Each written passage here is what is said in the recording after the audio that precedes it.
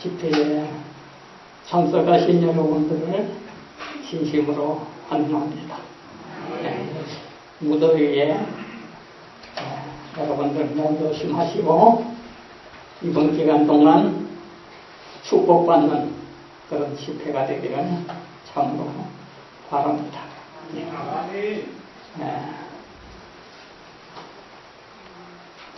제가 이 파워포인트를 이제 잘 안 하려고 했는데 이번에 또 하게 됐습니다. 혹시 미숙한 그런 점들이 있으면은 여러분들 양해하시고 은혜 받으시게 되기를 바랍니다. 자, 우리는 예언 속에 살고 있습니다.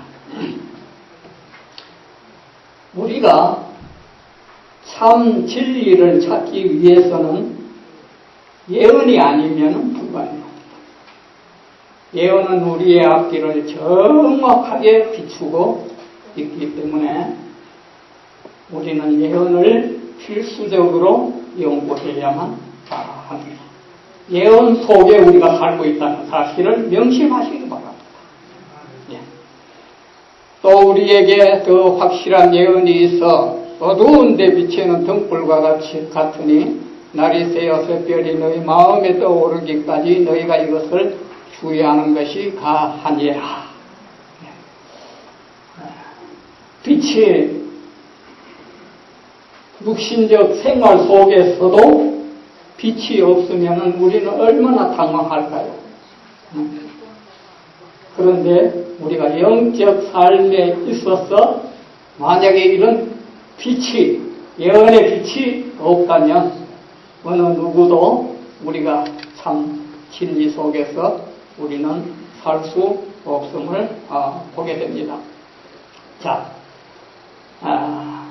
오늘날 우리가 처해 있는 이 교회는 바로 예언의 토대 위에 세워졌다고 하는 이 놀라운 사실을 여러분들 꼭 기억하시면서 이번 이 강의에 우리 모두 은혜 받게 되기를 바랍니다. 자, 그때의 성소가 정결하게 함을 입으리라 그랬는데, 자, 이 성소가 정결하게 함을 입으리라고 하는 이 예언은 6,000년 역사 속에서 얼마나 긴 예언일까요?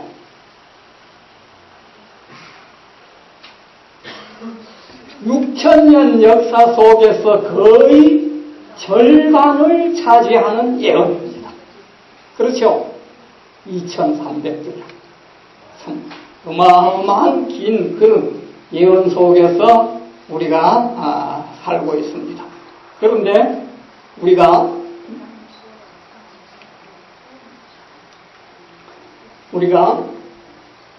이런 예언 속에 우리가 살면서 그 빛을 우리가 바로 이해하지 못한다면은 그 어느 누구도 우리의 구원을 보장해 줄 길이 없습니다.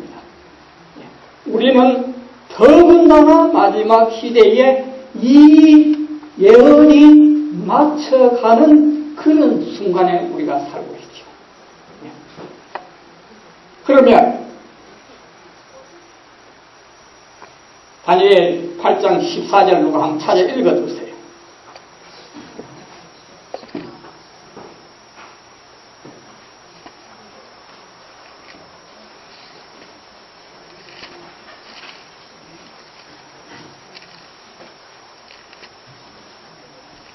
그가 내가 이르되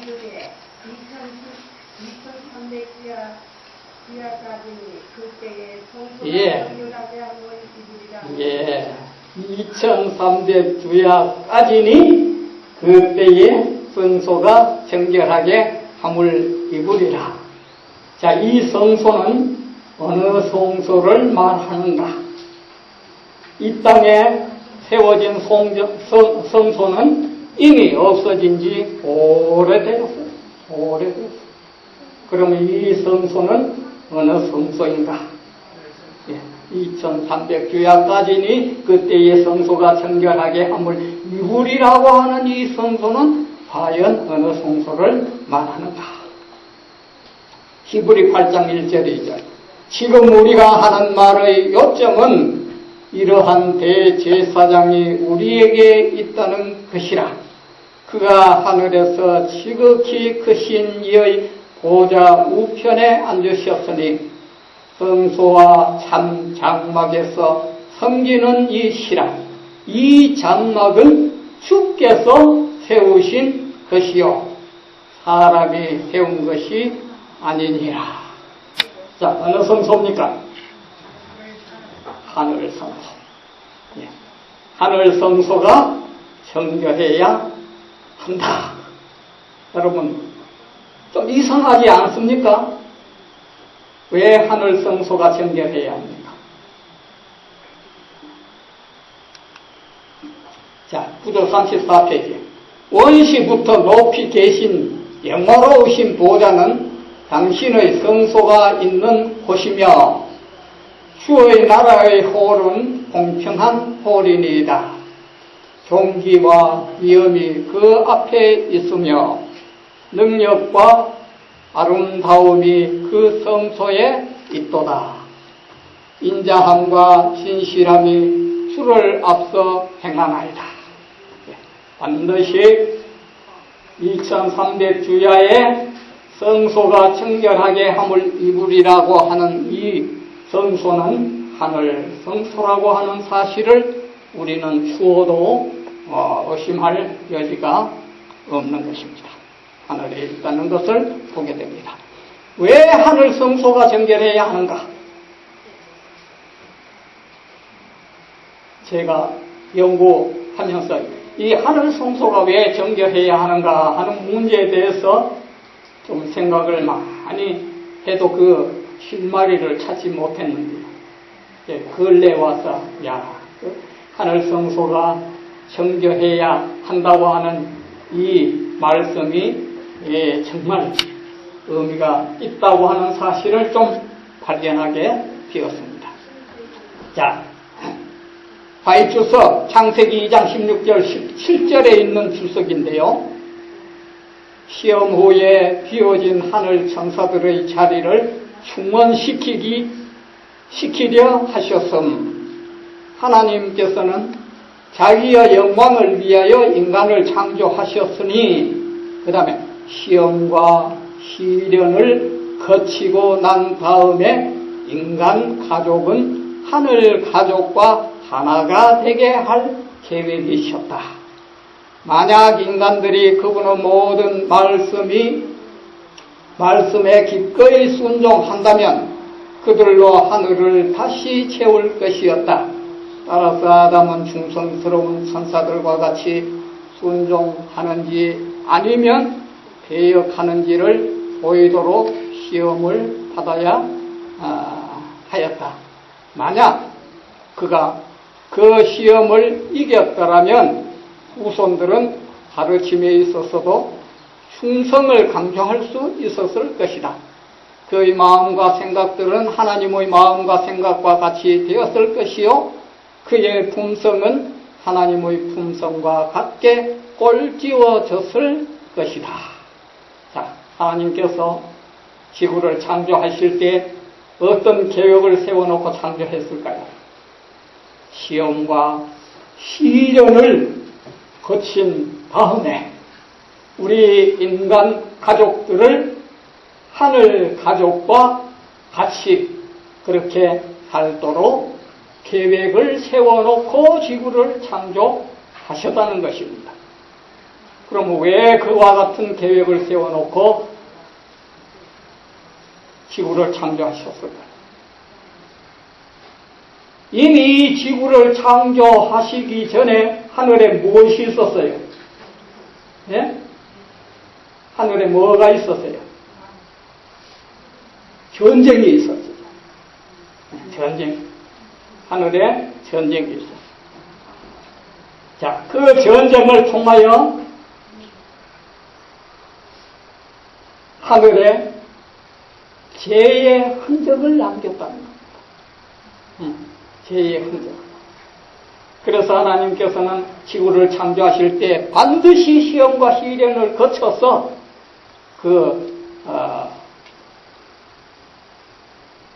모난 오점을 남긴 그 하늘 성소를 정결하게 하시는 이런 놀라운 계획을 세우셨다고 하는 것을 우리는 보게 됩니다. 왜 하늘 성소가 정결해야 하는가? 그리스도께서 행하신 것과 같이 행하는 사람들, 참을성 있고 부드럽고 친절하며 마음이 온유하고 겸손한 사람들, 그리스도의 명예를 메고 그분의 짐을 지는 사람들, 예수께서 영혼들을 그리워한 것 같이 이 영혼들을 그리워하는 사람들, 이 사람들은 그들의 주인의 즐거움에 참여할 것이다. 그리스도와 함께 그 영혼의 수고한 것을 보고 만족히 여길 것이다. 하늘은 승리의 쾌가를 올릴 것이다. 이는 사단과 그의 사자들의 타락으로 인하여 생긴 빈 자리들을 주님의 구속함을 입은 사람들이 채울 것이기 때문이다. 그래서 하늘 성소를 정결해야 한다는 사실. 누가 그 자리를 채운다고요? 오늘 이 자리에 계신 여러분과 제가 이제 사단이 오점을 남긴 대흔적을 남긴 그 자리를 우리가 채워야 한다고 하는 사실을 보게 됩니다. 참 놀라운 사실 아닙니까? 이제 우리는 그 대열에 함께 우리가 매진해서 끝내는 승리를 얻어야 할 것입니다. 사단은 이미 하늘에 거하기에 부적당하다는 것을 스스로 증명하였다고 알려주셨다. 그때 사단은 기고만장하여 모든 천사의 거의 절반이나 되는 자기의 동조자들을 가리키며 이들은 나의 편이다. 이들을 내쫓아 하늘을 그만큼 비게 만들 셈인가? 라고 하고 외쳤다. 사단이 가만 쫓김을 받고 생각해 보니까 우리가 있었던 거의 절반이나 되는 그 하늘 공간을 그냥 비게 만들 것인가? 만들 것인가? 자기의 동조자들을 가리키면서 보라고 이 모든 사람들은 다 내 편이야. 오늘날 이 세상에 수억이 살고 있는 인구 거의가 다 누구의 편이에요? 사단이에요. 예.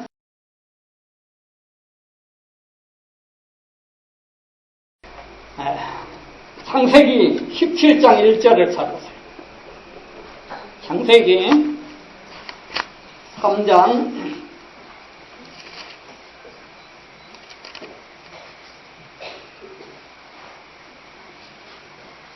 창세기 17장 1절입니다.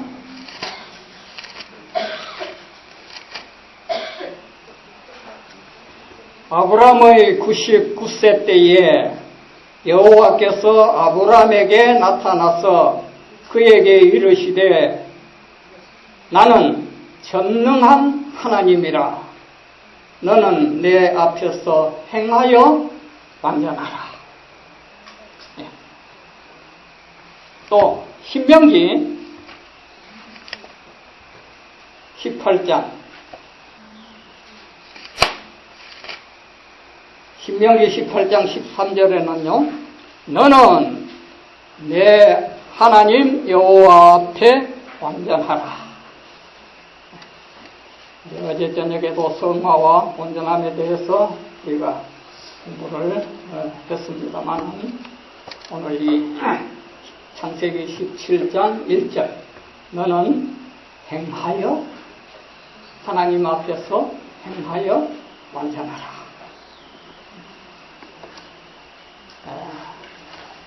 히브리 9장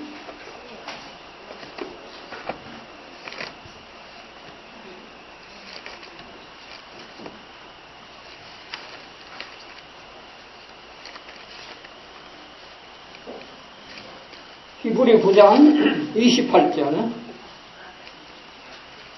이와 같이 그리스도도 많은 사람의 죄를 감당하시려고 한 번에서 신부되셨고 구원에 이르게 하기 위하여 그와 상관없이 자유를 말한 자들에게 두 번째 나타났습니다. 예, 감사합니다. 예, 죄와 상관없이 자기를 바라는 자들에게 그분께서는 두 번째 나타나시겠다고 하는 그 약속을 우리는 여기에서 볼 수가 있습니다. 예, 원고 92페이지에 보면은 93페이지 우리 구원의 주는 고난으로 온전케 되셨고 그의 영혼은 속죄 제물이 되셨다. 하나님의 사랑과 은총을 거두어 가셨기 때문에 두려운 어두움이 그의 영혼을 휘감은 것은 필연적인 일이었다. 이는 그가 죄인의 자리에 서 있었기 때문이었다. 이 어두움은 모든 죄인이 다 경험해야 한다. 의로운 분이 하나님의 정죄와 진노를 받자 고통을 받아야 했다. 앙심을 품고 그렇게 하신 것이 아니라 왜냐하면 죄 없는 하나님의 아들이 죄의 형벌을 받아 고통을 당하고 있었을 때 하나님의 마음은 가장 큰 슬픔을 가지고 그를 그리워하였기 때문이었다. 신성의 능력들이 이렇게 분리된 것은 영원한 시대를 통하여 두 번 다시 없을 것이다. 자, 우리 주님께서 그분이 인간으로서 온전하게 되셨다고 하는 사실은 오늘 우리로 하여금 온전하게 될 수 있다라고 하는 진리를 우리에게 가르쳐주고 있습니다. 예, 가르쳐주고 있어요. 그런데 주님께서 인성으로서 온전케 하는 일에 있어서는 무엇을 통하여 하셨다고 그랬어요? 고난을. 그래서 오늘 우리에게도 고난은 필수적입니다. 고난은 하나님께서 우리 인간들을 완전하게 만드는 일에 있어서 도구가 되고 기회가 되고 여러 가지 작용을 하는 것을 선지자는 말했습니다. 또 이 고난과 어려움들은 우리를 연단하는 일에 있어서 교사들이다. 그런데 오늘 우리는 예수 그리스도를 믿으면 아주 평화스럽게 되는 줄로 생각하죠. 우리는 어려움을 각오해야 합니다. 그것을 통해서 우리는 순수한 품성이 우리에게 형성되고 있다고 하는 사실을 보게 됩니다. 예수님께서 고난을 통해서 완전하셨다면 우리도 역시 고난을 통해서 그 길을 갈 수가 있음을 보게 됩니다. 믿음의 의는 그리스도의 의를 우리가 받는 것이거든요. 자, 그리스도의 의를 받는다고 하는 말은 바로 예수 그리스도께서 인성으로서 의를 만들어 가지고 우리에게 주셨다는 겁니다. 그냥 하늘에서 가져온 의를 우리에게 더 주었다면 이 땅에는 아무도 의를 이룰 수가 없어요. 예수님께서 인성으로서 그 어려움 속에서 의를 만들어서 우리에게 주셨다. 그 의를 받았다면 우리도 능히 승리할 수 있다. 의를 이룰 수 있다고 하는 사실을 보게 됩니다. 청년 지도자 1900년에 하신 말씀인데 그리스도는 십자가에 못 박혔지만 승리자가 되셨다. 악의 모든 세력들이 함께 모아서 그를 죽이는 데에 전력하였다. 그는 세상의 빛이요 진리였다. 그 진리는 사람들을 현명하게 만들어서 구원에 이르게 한다. 예수님이 의를 고난을 통해서 이룬 것처럼 오늘 자기 백성들도 현명하게 그 의를 만들도록 해서 우리를 구원에 이르게 하시겠다. 그렇게 약속을 하고 있는 것입니다. 그래서 히브리 5장 8절 9절 보시면은 그가 아들이시라도 받으신 고난으로 순종함을 배워서 온전하게 되었으며 자기를 순종하는 모든 자에게 영원한 구원의 근원이 되시고.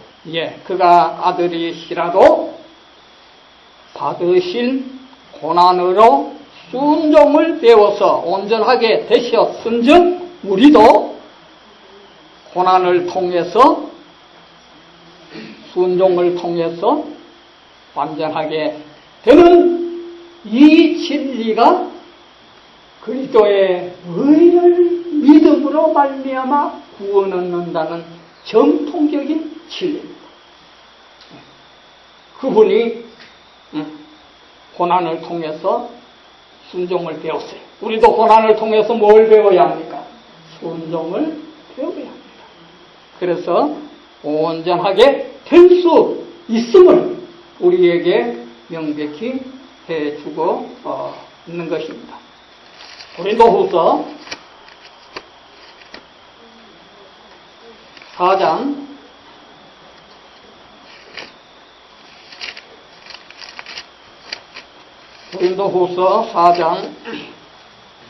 17절 18절 우리의 잠시 만난 고난에 경한 것이 지극히 크고 영원한 영광에 중한 것을 우리에게 이루게 함이니 우리의 돌아보는 것은 보이는 것이 아니요 보이지 않는 것이 보이는 것은 잠깐이요 보이지 않는 것은 영원하니. 예, 우리의 잠시 받는 환난의 경한 것이 지극히 크고 영원한 영광의 중한 것을 우리에게 이루려 함이니 우리의 돌아보는 것은 보이는 것이 아니요 보이지 않는 것이니 보이는 것은 잠깐이요 보이지 않는 것은 영원함이니라.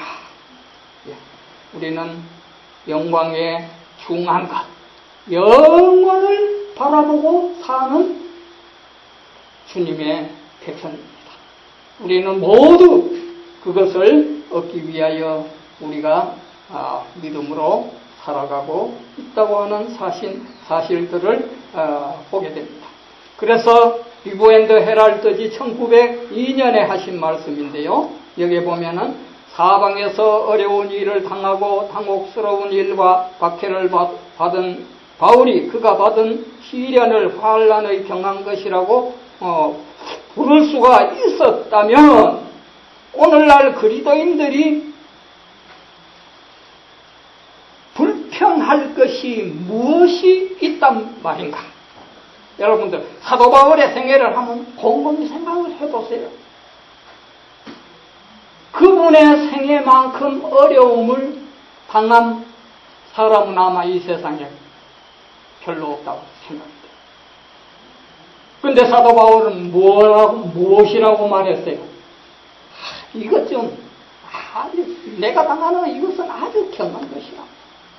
그렇게 사도 바울은 말했습니다.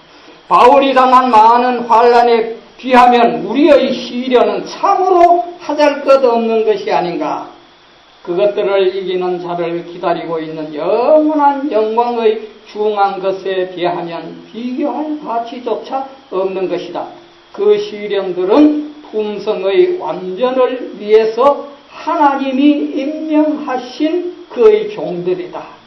그리스도인의 상실과 고통이 아무리 크다 할지라도 크신 섭리의 길이 아무리 어둡고 불가능하게 보일지라도 모든 것이 우리의 유익을 위한 것임을 알고 주 안에서 기뻐하자. 예? 우리가 당하는 어려움은 사도 바울에 비하면 사실 우리가 언급할 조차 없는 그런 시련 아닙니까? 그러나 그것을 통해서 하나님께서는 자기의 아름다운 품성에 동참하도록 그것을 허용하셨다고 하는 사실을 여러분들 기억하시면 여러분들에게 닥쳐오는 시련과 어려움들이 뭐로 변할 거냐? 변할 것입니까? 감사. 그렇죠? 감사합니다. 감사합니다. 감사.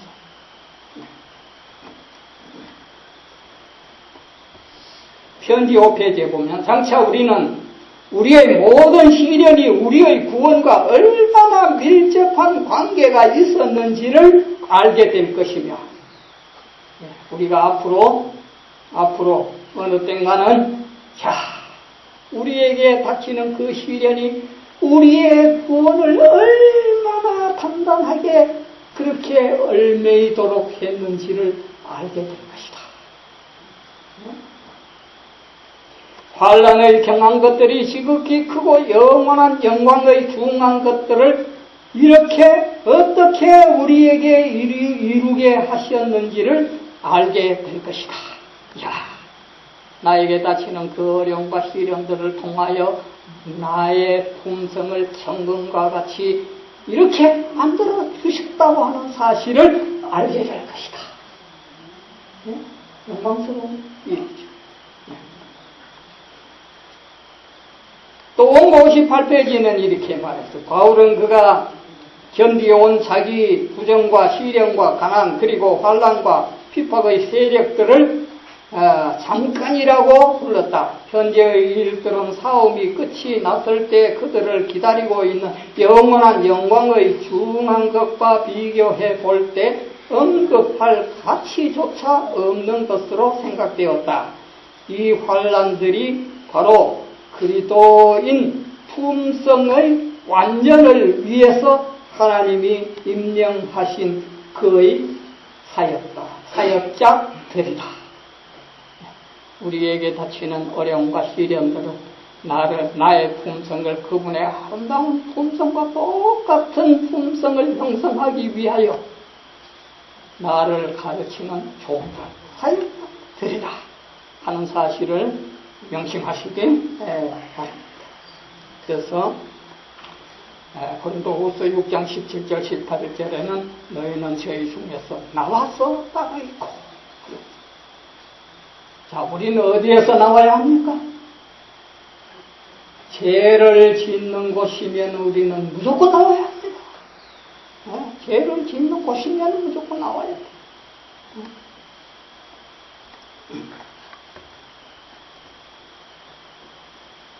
이브앤드 헤럴드지 1900년에 하신 말씀입니다. 한번 보세요. 믿노라고 고백하는 시인자들 중에는 땅바닥에 길게 늘어뜨려져서 길에 있는 나무 뿌리들과 잡다한 쓰레기들을 그 덩굴손으로 감싸지고 있는 포도나무로 잘 대표되는 사람들이 많다. 그러한 모든 그리스도인들에게 보내는 기별이 있다. 그러므로 주께서 말씀하시기를 너희는 저희 중에서 나와서 따로 있고 부정한 것을 만지지 말라. 내가 너희를 영접하여 너희에게 아버지가 되고 너희는 내게 자녀가 되리라. 전능하신 주의 말씀이니라 하셨느니라. 자, 보세요. 여러분들 포도농사 지으신 분은 좀 기억하시는지 몰라요. 요 포도나무의 그 성격이 어떤지를 우리는 포도농사를 지어보면 어떠냐 하면은 이 포도 가지에서 삭이 나서 이렇게 나가면은 뭐가 생깁니까? 이 파리 사이에 넝쿨손이 생기죠. 이 넝쿨손은 닥치는 대로 잡아가는, 닥치는 대로 물불을 가리지 않아요. 뭐든지 다 해먹어요. 감아 붙이는 것까지는 자기가 떨어지지 않기 위해서 흔들리지 바람에 태풍에 하기 위해서 감아 붙이는 것까지는 좋은데 뭐가 문제냐 하면은 이 포도나무는 이런 잡다한 쓰레기들을 감고 나면은 나중에 뭐가 없느냐 하면 열매가 없어요. 그래 한번 시험해 보세요. 열매가 없어요. 그걸 희가마 붙이면은 열매를 맺히지 않는 것이 포도나무의 성질이에요.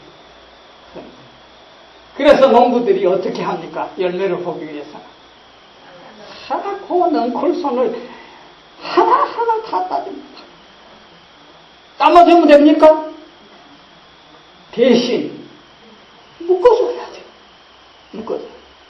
그래야만이 포도를 수확할 수가 있습니다. 포도나무의 성질. 오늘날 그리스도인들이 이와 같은 그리스도인들이 너무 많다. 닥치는 대로 잡아가면서 오늘 우리의 성격이 그렇지 않습니까? 닥치는 대로 지나게는 그냥 그렇게 되면은 뭐가 없다고요? 열매가 없어요. 아름다운 그리스도의 품성의 열매를 맺을 수 없어요.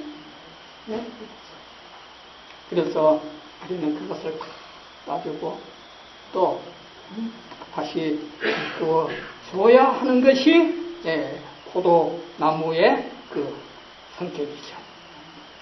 그래서 여기에 조금 더 읽어보겠습니다. 만약 우리들이 하나님의 축복을 받고 영광을 얻으려면 충족시켜야 되는 조건들이 있다. 세상과의 관계를 끊어야 하고 하나님께 대한 우리의 애정을 빼앗아가는 것들에다가 손대지 말아야 한다. 하나님은 그의 백성들에게 최선의 것을 요구하신다. 자, 우리가 포도 능골처럼 하다가 휘 감는 우리의 성격을 모두 잘라버리라는 겁니다. 잘라버려. 그렇게 해야만이 우리는 열매를, 그분의 아름다운 품성의 열매를 맺힐 수가 있다라고 하는 것을 우리는 보게 됩니다.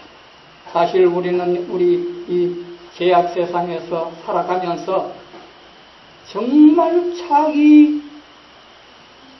자기도 모르는 순간에 피가 막 붙이는 일들이 너무나도 많습니다. 그렇죠? 이렇게 감아 붙이다가 보면 아차 이거 잘못이구나. 그 순간에 우리는 그것을 잘라버리고 합니다. 잘라버리고.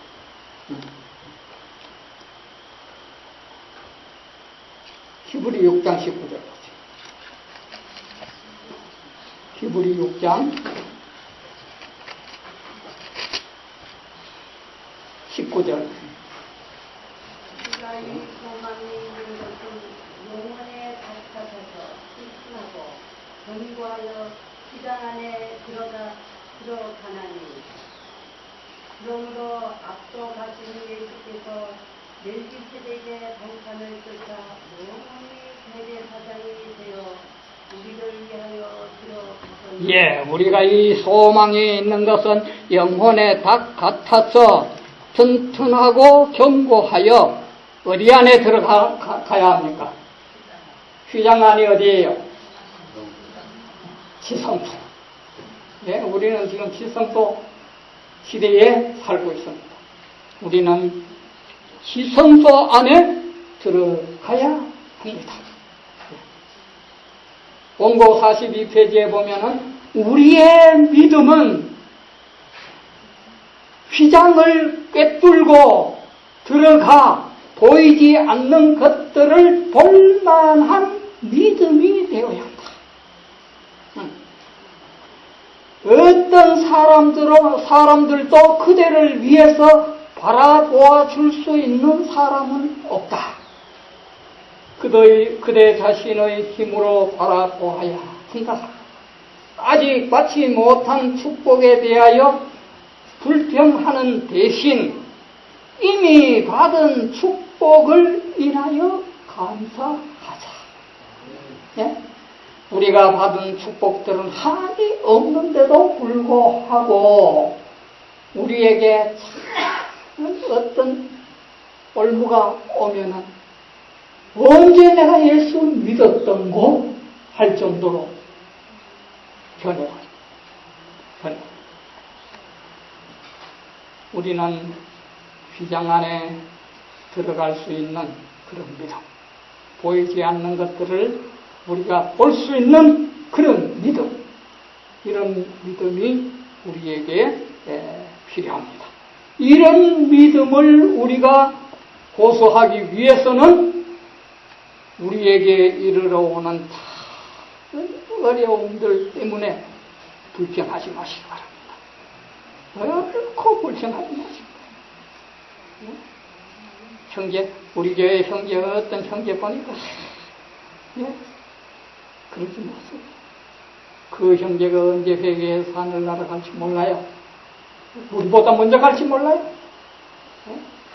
우리는 그런 형제가 있다면 우리는 도와줘야 해요. 같이 협력해서 우리는 이끌고 나아가는 그런 교회가 되어야 할 것입니다.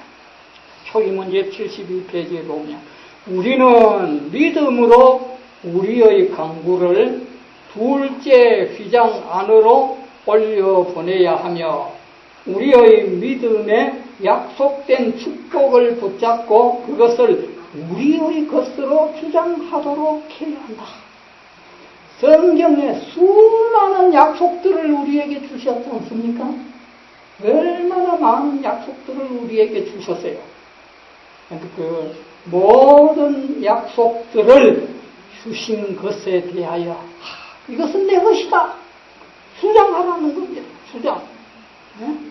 내 것이다. 그냥 어설프게 내 것이다. 끝내버리면 안 돼요. 이건 내 것이다. 이건 내 것이다. 주장해라. 주장하도록 해야 한다. 이렇게 나아가는 그 믿음이 우리로 하여금 영원을 보장해 줄 것이라고 하는 사실을 우리는 기억해야 할 것입니다. 자, 우리 영혼의 본질은 어떠냐 하면은 세자녀 지도법 161페이지에 보면은 하나님의 형상대로 이루어진 품성은 우리가 이 세상에서 가지고 갈 수 있는 유일한 재물이다. 이 세상에서 그리스도의 훈계를 받고 있는 자들은 모든 신령한 학식을 하늘 집으로 가지고 가게 된다. 그리고 하늘에 갔어도 우리는 계속해서 진보하게 된다. 지능과 천재는 품성이 아니에요. 지능과 천재는 품성이 아니에요. 만약에 그것이 품성이라면 우리는 다 하늘나라에 갈 거예요.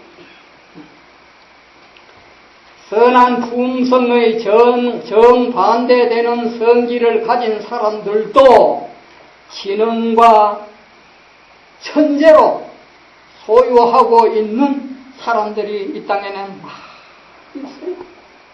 네? 그런 사람들이, 그 사람 품성 좋다고. 그런 사람들이 있어요. 그게 품성이 아니라는 거예요. 타고난 품성, 그거는 품성이 아니에요. 명망이 곧 품성이 아닌 것이다. 참된 품성은 행위로 나타내는 영혼의 본질이다. 뭐라고요? 참된 품성은 행위로 나타내는 영혼의 본질. 선한 품성은 금은보다 더 가치 있는 자본입니다. 여러분들 하늘나라 갈 때 뭐 가지고 갈 게 뭐가 있어요? 아무것도 없어. 그런데 한 가지 있어요. 뭘까요? 품성. 그래서 우리의 재산은 품성입니다. 그것만 갖고 하늘나라에 가는 거예요. 그 품성은 하늘나라 갔어도 우리는 개발해요. 만약에 그런 것이 없다면 이 품성을 개발하는 일에 있어서 어느 지점이 있다면 하늘나라에 갔어도 재미도 없어요. 여러분 솔직히 그 재미없습니다. 왜 재미없을까요? 여러분들 이 땅에서 만약에 먹고 평안히 놀기만 하고 아무것도 연구하는 것도 없고 일하는 것도 없고 아무것도 없다면 여러분들 그 생활이 즐거울까요? 아니죠. 예, 그것보다 더 괴로움이 없어요. 예. 그래서 하나님께서는 우리를 하늘나라 가서도 품성을 더 이거는 끝이 없어요. 끝이 없어요. 예.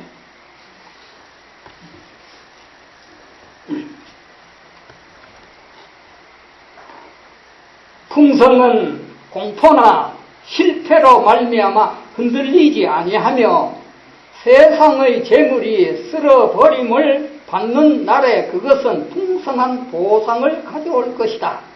고결함과 확고함과 인내는 모든 사람들이 열심히 개발하려고 힘써야 할 특성들이다. 이는 이전 특성은 이를 소유한 자로 하여금 저항할 수 없는 능력, 선을 행하는 데 강하게 하며 악을 대항하는 데 강하게 하며 역경을 견디는 데 강하게 하는 능력으로 옷 입혀 줄 것이기 때문이다. 우리에게 품성이 개발되면 개발됐으나, 자, 품성이 개발되는 과정은 시련을 통해서, 순종을 통해서 개발되는데, 개발되면 개발될수록 우리는 악을 저항하는데 힘이 되고, 그 다음에 강하게 되고, 또 역경을 견디는데 강하게 되는 그런 믿음의 소유자가 된다고 합니다.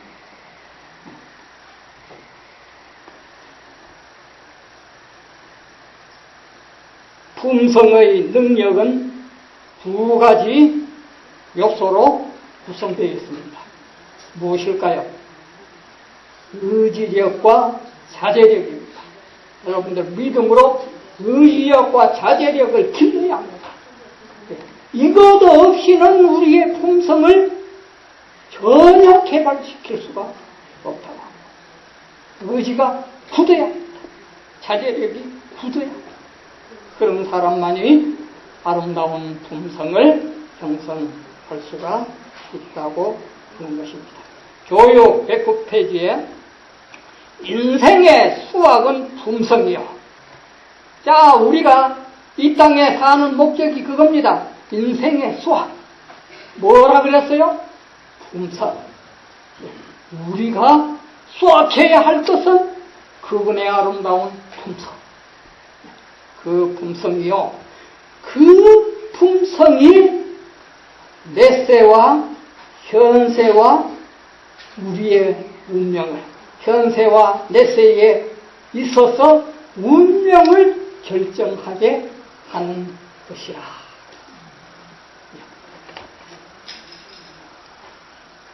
자, 고린도후서 10장.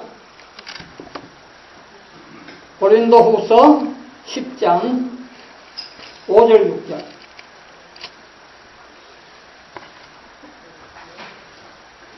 읽어보세요. 모든 이론을 파하며 하나님 아는 것을 대적하여 높아진 것을 다 파하고 모든 생각을 소자가 스스로에게 복종케 하니 너희의 복종이 온전히 될 때에 모든 복종치 않는 것을 벌하려고 예배하는 중에 있다. 여기 뭐라 그랬어요? 무엇을 파하고? 이론을 모든 이론을 파하고. 우리 저도요, 이론이 너무 강해요. 네?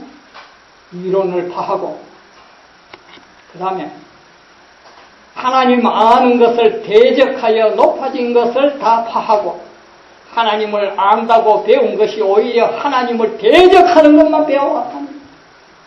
이거 다 폐하고,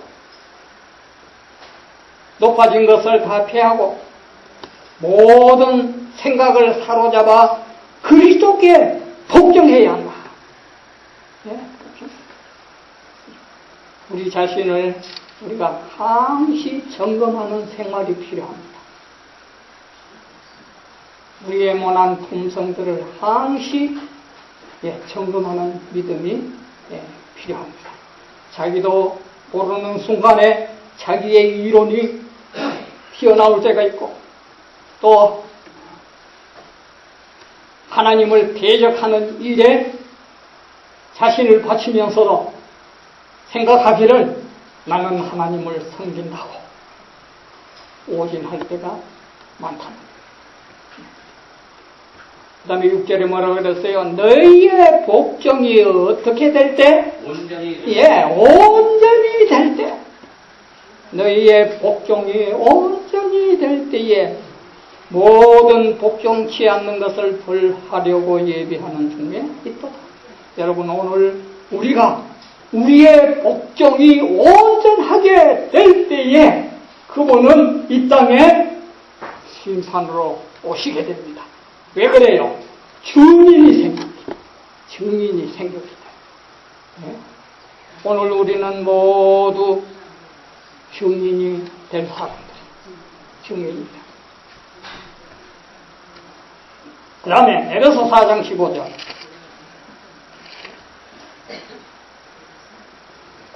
오직 사랑 안에서 참된 것을 하여 범사에 어디까지 자라라? 그에게까지. 누구? 그리스도에게까지 자랄지라. 그는 머리니고 그리스도라.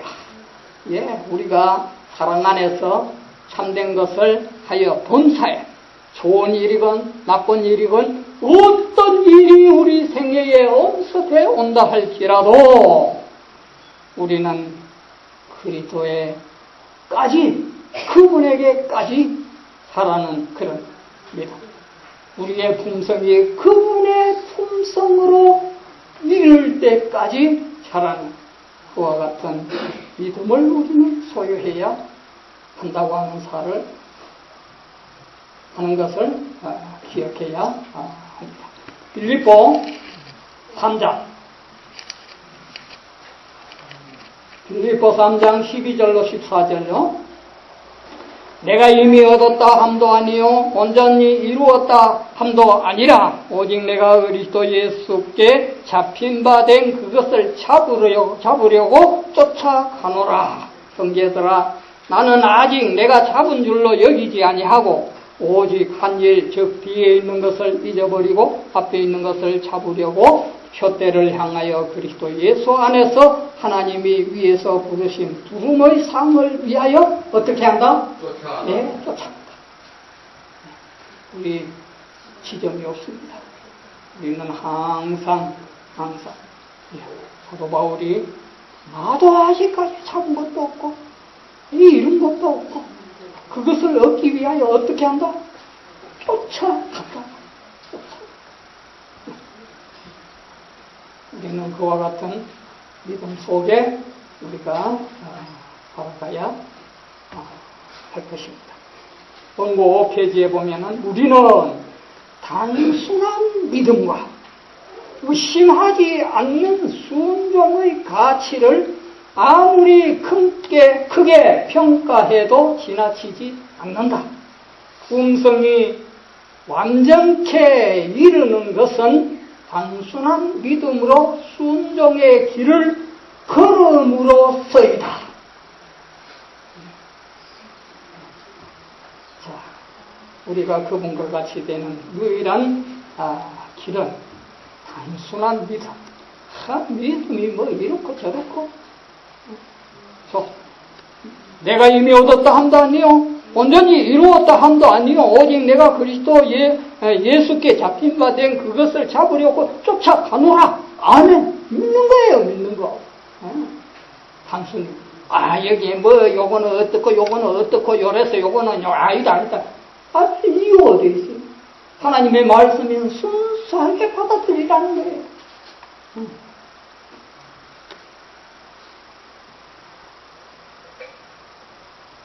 그래서 이 믿음과 행함은 아무리 강하게 먹여도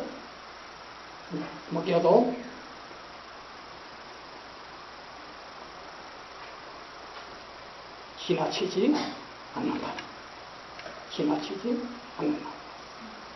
자, 시간이 지납니다.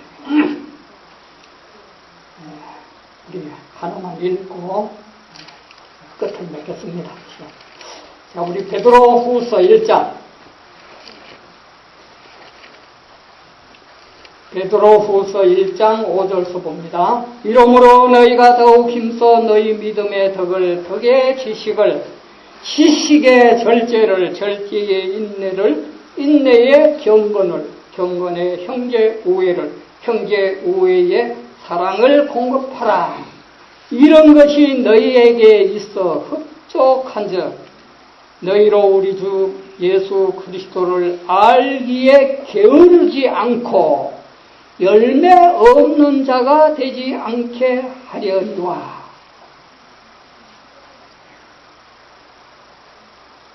이런 것이 없는 자는 소경이야. 자, 뭐라 그랬어요? 첫째는 이러므로 너희가 더욱 힘써 믿음에 무엇을 더하라? 덕을. 덕의 무엇을? 지식의 무엇을? 절제의 인내의 형제 우애. 예, 형제 우애에 뭘? 공급하라? 사랑을 공급하라. 근데 저도 이걸요, 처음에는 그랬어요. 아, 처음에는 믿음이고, 그 다음에 좀 가면 자라면 이제 덕이고, 자, 요렇게 쌓아 올리는 줄 알았어요. 하나하나 쌓아 올리는 줄. 근데 그게 아니에요. 그게 보니까 그게 아니더라.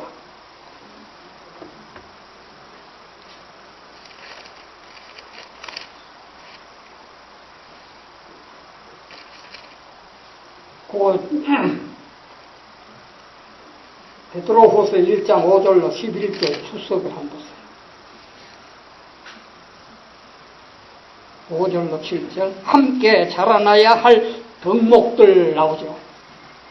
우리는 믿음의 덕을, 덕의 지식을, 지식의 절제를, 절제의 인내를, 인내의 경건을, 경건의 형제 우애를, 형제 우애의 사랑을 더해 가야 한다. 그대는 한 덕목을 완성시키고 낯서야 다른 덕목을 길러야 한다고 생각할 필요는 없다. 그렇게 생각하면 잘못이에요. 우리는 모두입니다. 자, 믿음의 덕, 덕의 지식, 지식의 절제, 절제의 인내, 인내의 형제, 경건의 형제 우애, 거기에다가 사랑을 공급하라. 이 모두를 우리가 갖춘 그 생애, 그 품성을 가지고 우리는 한 계단 한 계단 올라갑니다. 한 덕목은 빼놓고, 아니에요. 다 갖고 올라가야 돼요. 다. 한 계단 우리가 올라서는 단계는 한 덕목이라도 빼놓으면 올라가지 못합니다. 올라가지 못해요. 그 모든 덕목들을 우리가 믿음으로 다 소유해서 그 다음에는 한 계단 한 계단. 우리는 두 계단 뛰어넘지 않습니다. 결코 그렇게 우리를 훈련시키지 않아요. 한 계단 한 계단. 네? 그럼 어떤 사람은 10계단 올라갔다면 어떤 사람은 이제 시작에 있는 사람도 있어요. 차이가 있죠. 그러기 때문에 형제 아무개 그렇게 하면 안 돼요. 늦게 올라가는 사람도 있어요. 일찍 올라가는 사람도 있어요. 일찍 올라가다가도 늦게 올라오는 사람들인데 또 뺏길 수도 있어요. 각각 달라요. 어쨌든 우리는 이 덕목들을 가지고 한 계단 한 계단 믿음으로 전진하는 그 생애가 온전함이라는 사실을 기억해야 합니다. 온전함이란 게 아니에요. 믿음으로 모든 덕목을 가지고 우리가 한 계단 한 계단 순종하는 그 단계 그 자체가 온전함이에요. 예. 그렇게 사는 사람은 구원을 잃을 이유가 없습니다. 우리 모두는 끝까지 승리하셔서 우리 하늘 본향에서 우리 함께 한 우리 속에서 우리 주님과 더불어 영원히 사는 그런 복된 삶을 얻기 위하여 우리가 매계단 승리의 생애를 우리 사시게 되기를 이 시간 간절히 바라면서 말씀을 마치겠습니다. 하늘에 계신 우리 아버지요, 은혜를 참으로 감사합니다. 죄악 세상에 우리가 살지만 죄와는 상관없이 살 수 있는 믿음을 우리에게 허락하심을 감사합니다. 이 죄악 많은 세상은 이제 멸망으로 향하여 다른 길 치고 있는 이런 순간에 우리가 살면서 참으로 주님께서 우리에게 말씀하신 완전을 향하여 우리가 믿음을 활용할 수 있도록 주님 축복하셔서 최후의 승리를 거두는 우리 모두 되도록 주여 축복하여 주시옵소서. 이 길을 걷는 우리에게 이르러 오는 어려움은 수없이 많지만 그러나 그것들을 통하여 우리를 더욱더 아름다운 품성으로 꼴찌워 주시겠다고 하시는 그분의 약속을 인하여 참으로 감사합니다. 우리가 그런 어려움을 당할 때마다 오 주님이여 감사합니다 하고 우리는 즐겁게 받아들일 수 있는 그런 믿음을 소유할 수 있도록 주여 축복하여 주시옵소서. 끝까지 승리하여 마지막 최후에 우리 주님 품에서 영원히 살 수 있는 그런 소망을 우리가 끝까지 보존하여 최후에 주님 오시는 그날에 우리 주님 앞에 부끄러움이 없이 설 수 있는 우리 모두 되도록 축복하여 주시옵소서.